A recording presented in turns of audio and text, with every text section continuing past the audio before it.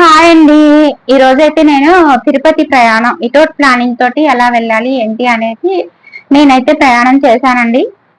దీనికన్నా నేను ముందు ఒక విషయం అయితే చెప్పాలనుకుంటున్నాను. నేను మా పాప మా బాబు అయితే వెళ్ళామండి.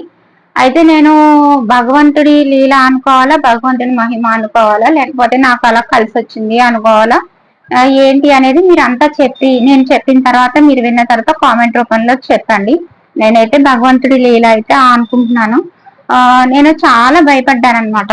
వాళ్ళకి వీళ్ళకి ఫోన్ చేసి ఎలా వెళ్ళాలి ఏంటి ఇట్లా అడుగుతా ఉన్నాను. కానీ ఎవరు సరిగ్గా సమాధానం అయితే చెప్పలేదండి. నేను మీరు ఎవరైనా వెళ్తే నాకు చెప్పండి, నేను వస్తానని కూడా చెప్పాను. కానీ వాళ్ళు ముందు వెళ్ళిపోయారు. మేము సన్నగా ఇలా వెళ్ళాల్సి వచ్చింది, అందువల్ల మేము చెప్పలేకపోయాము అనేసి అన్నారు. సో నాకు ఒకటే అనిపించింది, వాళ్ళతోటి వీళ్ళతోటి పెట్టుకునే కన్నా భగవంతుడు మనకి ఎలాగో కళ్ళు చేతులు చేతులు కళ్ళు అన్ని ఇచ్చాడు కాబట్టి మనకంటూ మనమే వెళ్ళిపోతే ఎవరి మీద డిపెండ్ అవ్వకుండా ఎలా ఉంటుందని చెప్పేసి అనుకున్నాను. కానీ టికెట్స్ కానీ లేదంటే దర్శనం టోకెన్లు కానీ నేను ఏమి తీసుకోలేదండి. నేను ఓన్లీ గూగుల్లో సెర్చ్ చేసుకున్నాను అంతే, అబౌట్ తిరుపతి ఎలా వెళ్ళాలి ఏంటి అనేసి. కానీ శేషాద్రి ఉంటదండి మాకు ఇక్కడ ట్రైన్. శేషాద్రికి వెళ్ళాలంటే అది ముందే 3 months ముందు బుక్ చేసుకోవాలి, లేదా 2 months ముందు మనకు దొరకవు.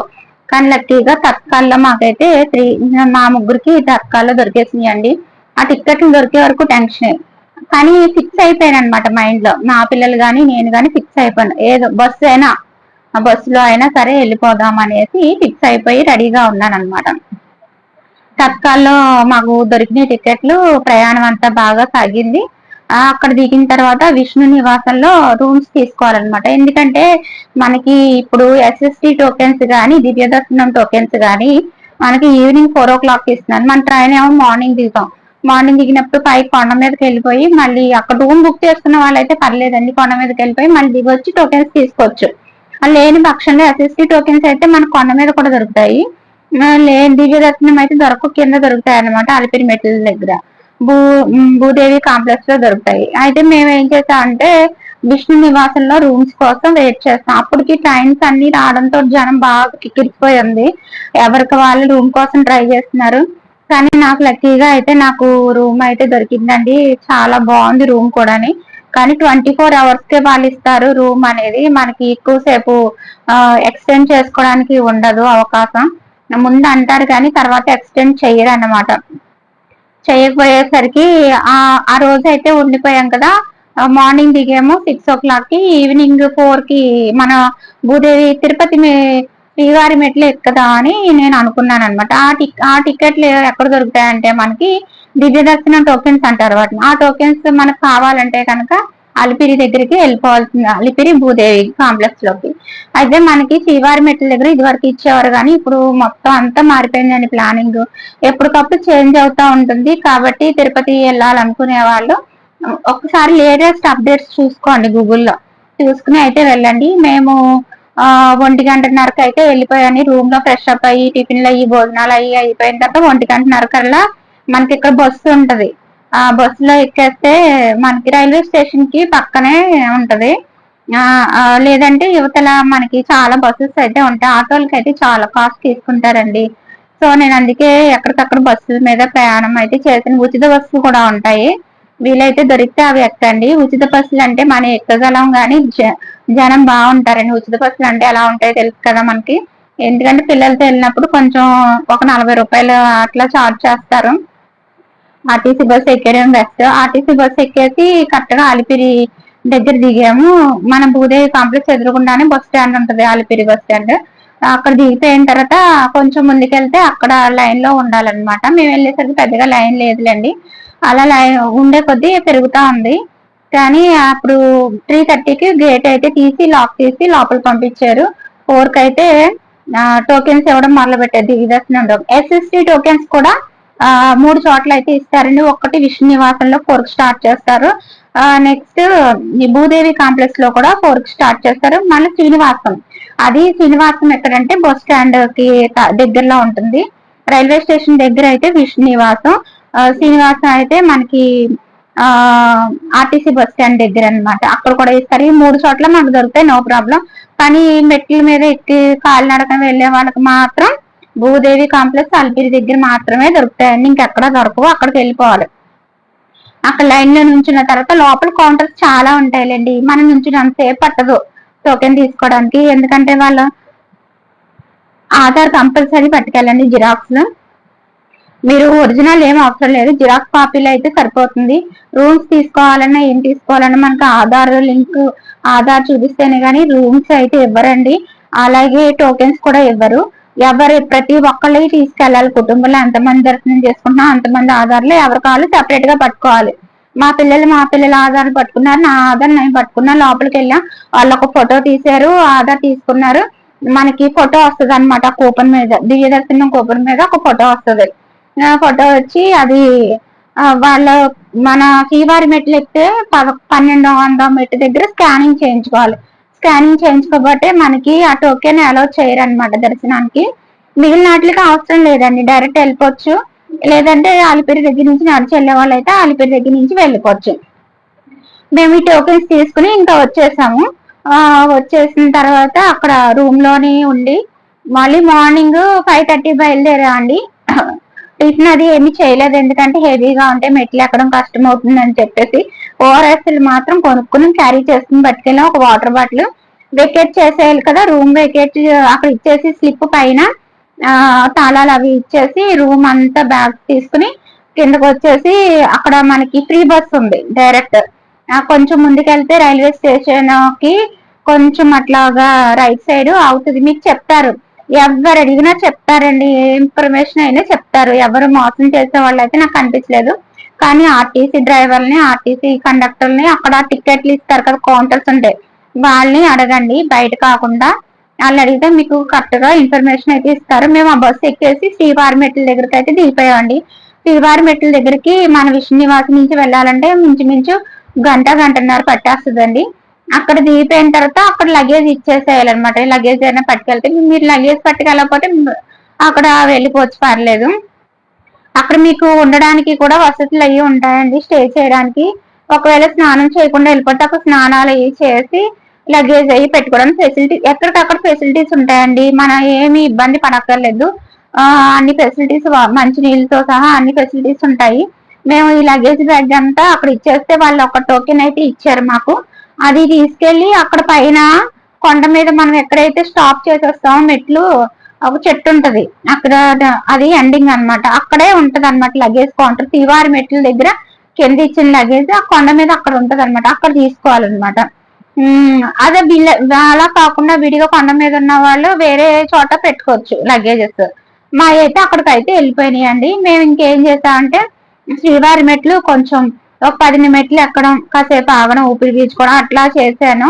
చేసిన తర్వాత ఒక 2 గంటలకైతే నేను ఎక్కేసాను. మధ్యలో మామిడికాయ ముక్కలు అనేసి, నెక్స్ట్ ఇంకేంటంటే జ్యూస్, లెమన్ జ్యూస్, బత్తాకాయ జ్యూస్ అమ్ముతున్నారు, కానీ చాలా కాస్ట్ ఉన్నాయండి. 80 రూపాయలు గ్లాస్ వచ్చేసి. కాబట్టి మేమైతే ఏమీ తీసుకోలేదండి, ఒక మామిడికాయ ముక్కలు ఒకటి తీసుకున్నాం. ఎందుకంటే నేను ఓఆర్ఎస్ క్యారీ చేస్తాను, పిల్లలు ఉన్నారు కదా. మధ్య మధ్యలో మంచినీళ్ళు కూడా ఫెసిలిటీస్ ఉంటాయి, బాత్రూమ్ ఫెసిలిటీస్ ఉంటాయి. సో మనకి ఎటువంటి ఇబ్బంది ఉండదు. 50 మెట్లకి బాత్రూమ్ అనేది ఉంటుందండి. వాష్రూమ్స్ ఉంటాయి, నో ప్రాబ్లం. పిల్లలతో వెళ్ళినా మనం వెళ్ళినా నో ప్రాబ్లం. కానీ శ్రీవారి మెట్లు అనేది మార్నింగ్ 6 గంటల నుంచి ఈవినింగ్ 6 గంటల వరకే ఉంటుంది. నేనేమో కొంచెం నాకు కాలు ప్రాబ్లం ఉంది కదా, ఎలా ఎక్కగలనా లేదా అనేసి చెప్పేసి అనుకున్నాను. అన్నిటికీ ఆ భగవంతుడి దిక్కు అనేసి ఒక నమ్మకంతో వెళ్ళిపోయానండి పిల్లల్ని తీసుకుని. అయితే ప్రయాణం అయితే అక్కడి వరకు బాగానే జరిగింది.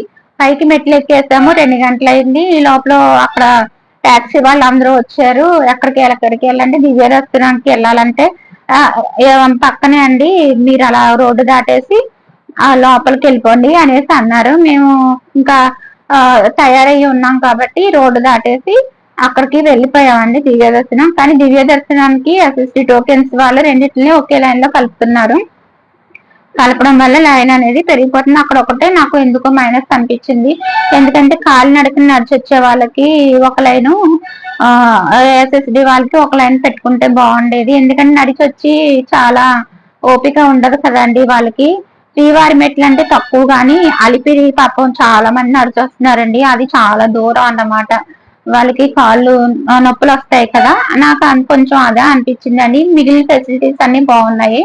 అయితే అలా లైన్ లోకి అలాగా ఒక గంట నడిచామండి. గంట నడిచి ఆగి నడిచి అంటే గేట్లు ఉంటాయి మాట, గేట్లు అన్ని ఓపెన్ చేస్తారు, కొన్ని కొన్ని వదులుతా ఉంటారు. అవన్నీ అయిపోయిన తర్వాత ఒక రూమ్ లోకి అయితే మమ్మల్ని పెట్టారండి. ఆ రూమ్ లో పెట్టినప్పుడు వేడి వేడిగా సాంబార్ అన్నం పెట్టారు. ఇంకా అదే తింటాం అన్నమాట. మేము పొద్దు నుంచి ఏమీ తినలేదు కదా, వేడి వేడిగా ఉండడం కొంచెం తిన్నాము. తిన్న తర్వాత మళ్ళీ ఒక అరగంటకి వదిలేశారు. ఆ రూమ్ లోంచి వెళ్ళిపోవడం, డైరెక్ట్ దర్శనానికి వెళ్ళిపోయాం అనమాట. దర్శనం అయితే బాగా జరిగిందండి. చాలా బాగా జరిగింది. బయటకు వచ్చేసాము. మళ్ళీ సెల్ ఫోన్స్ అయ్యి కౌంటర్ ఇచ్చేయాలి కదా, మీరు లగేజ్ అయినా పట్టుకెళ్ళిపోయినా ఈ ఎస్ఎస్డి టోకెన్స్, దివ్యదర్శనం టోకెన్ లైన్స్ ఉంటాయి కదా, అక్కడ కూడా లగేజ్ తీసుకుంటారండి. ఇబ్బంది ఏమి ఉండదు. ఒకవేళ ఇక్కడ నుంచి లగేజ్ కలెక్ట్ చేసుకుని దివ్య దర్శనం లైన్ కి వెళ్ళిపోయారనుకో, అక్కడ కూడా లగేజ్ కౌంటర్స్ ఉంటాయి కాబట్టి మీకు ఇబ్బంది ఉండదు. దాంట్లో పెట్టేసుకోవచ్చు లగేజెస్, ఫోన్స్ అవి పెట్టేసుకుని వాళ్ళు స్లిప్ ఇస్తారనమాట, పలానా చోట తీసుకోండి అనేసి. ఆ చుట్టుపక్కలే ఉంటాయి కాబట్టి అలా చేసుకోవచ్చు. మాకు తెలియక ఏం చేసామంటే లగేజ్ అక్కడే ఉంచేసాం. అది చాలా దూరం అన్నమాట.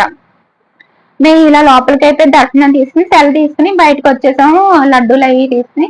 తర్వాత ఏమైందంటే లగేజ్ తీసుకోవాలంటే చుట్టూ తిరిగి వెళ్ళాలి మనం, చాలా దూరం. ఇంకా ఏం చేస్తాము, కిందకి వెళ్ళిపోదాం అనుకున్నా లగేజ్ తీసుకుని. ఎందుకంటే సిఆర్ఓ ఆఫీస్కి వెళ్ళినా మనకు రూమ్స్ దొరుకుతాయని లేదు, అంత నాకు అనిపించలేదు వెళ్ళి టైం వేస్ట్ చేసుకోవడం. ఈ పిల్లలు ఇప్పటి వరకు నడిచి నడిచి ఉన్నారు కదా, టైర్డ్ అయిపోయి ఉన్నారు అని చెప్పేసి ఇంకా ఏం చేశానంటే దర్శనం అయిపోయిన తర్వాత కొంచెం ఏదన్నా అక్కడ బయటకు వచ్చేస్తే మనకి టాక్సీలు, బస్సెస్ చాలా వెళ్తున్నాయండి.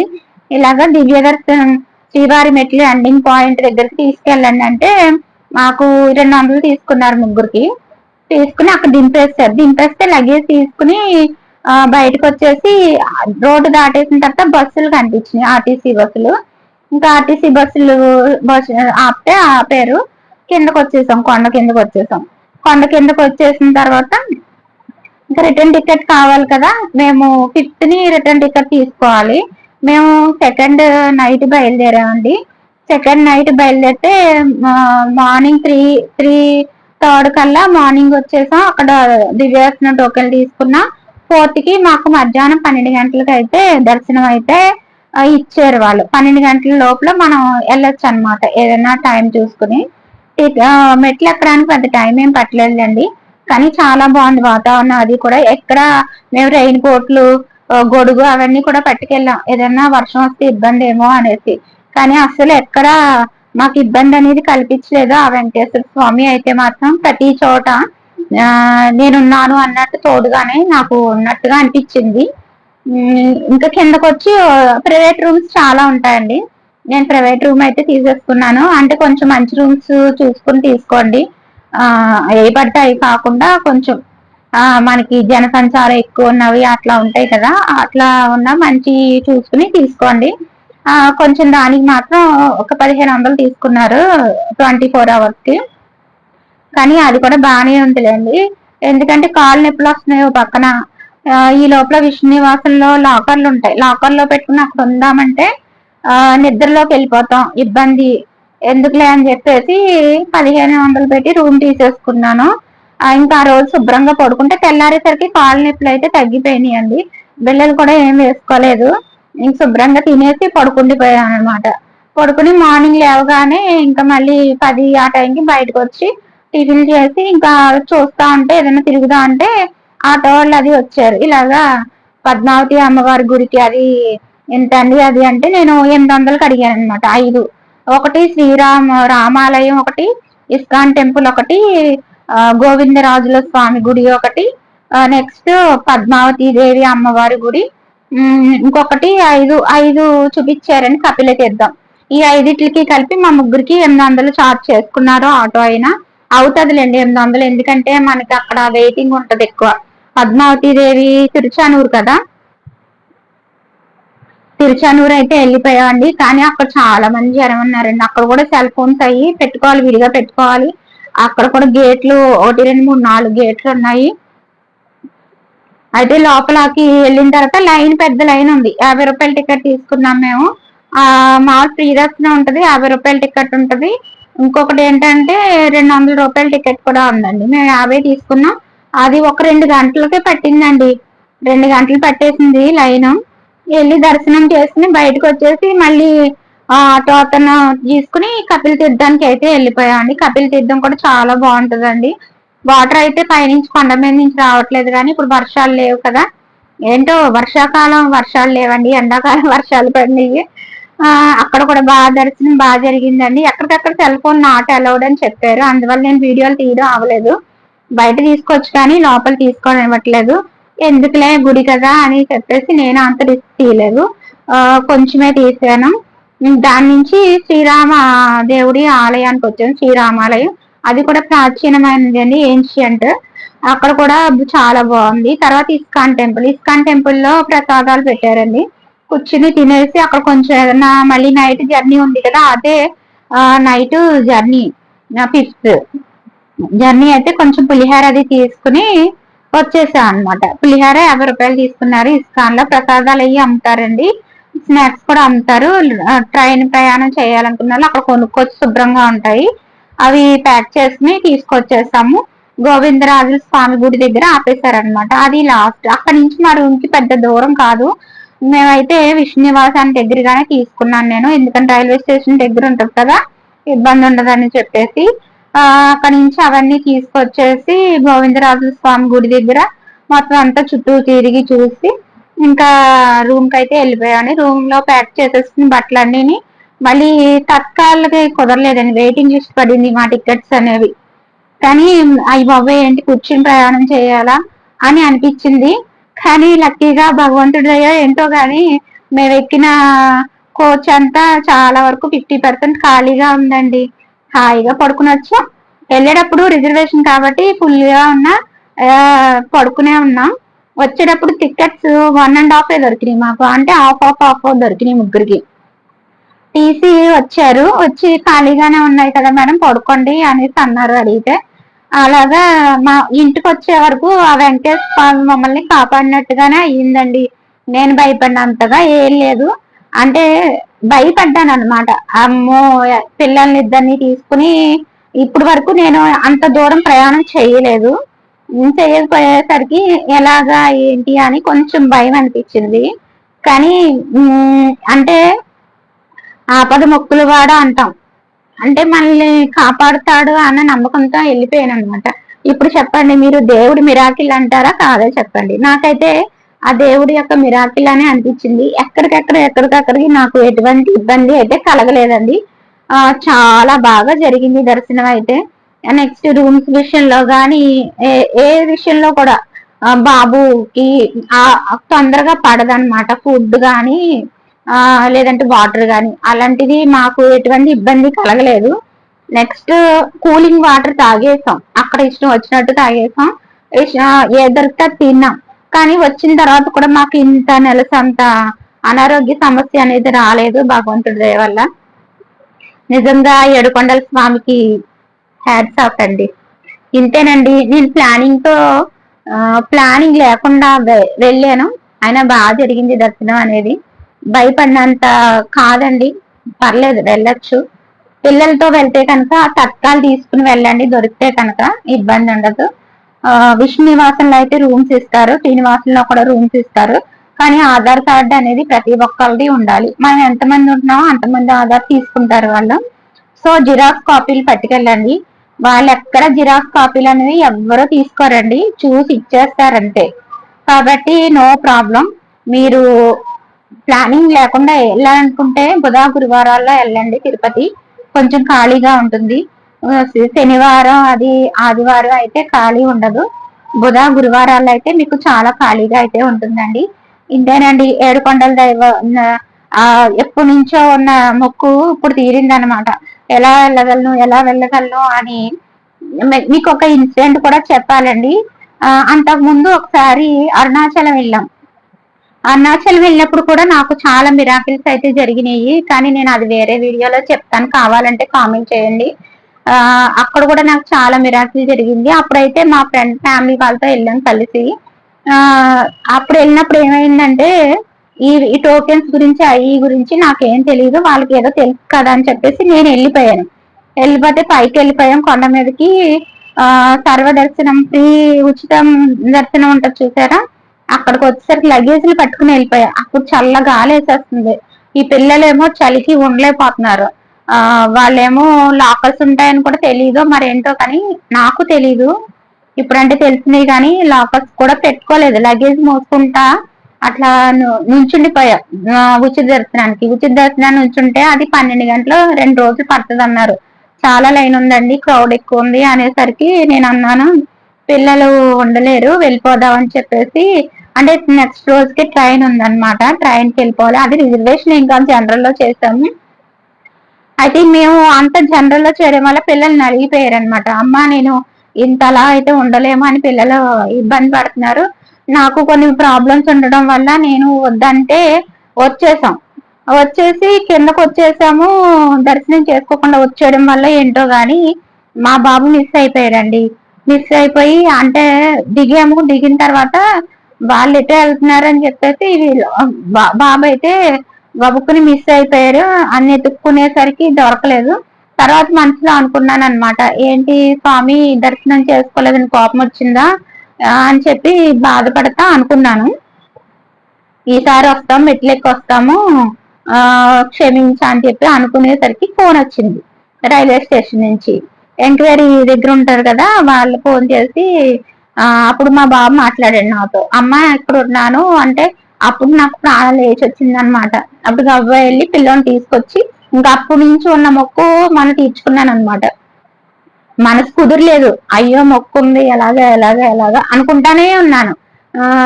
చాలా మందిని అడిగాను. సరే ఇంకా ధైర్యం చేసుకుని వెళ్ళి బాగా జరిగిందండి. మనకేం భయమే ఉండదండి.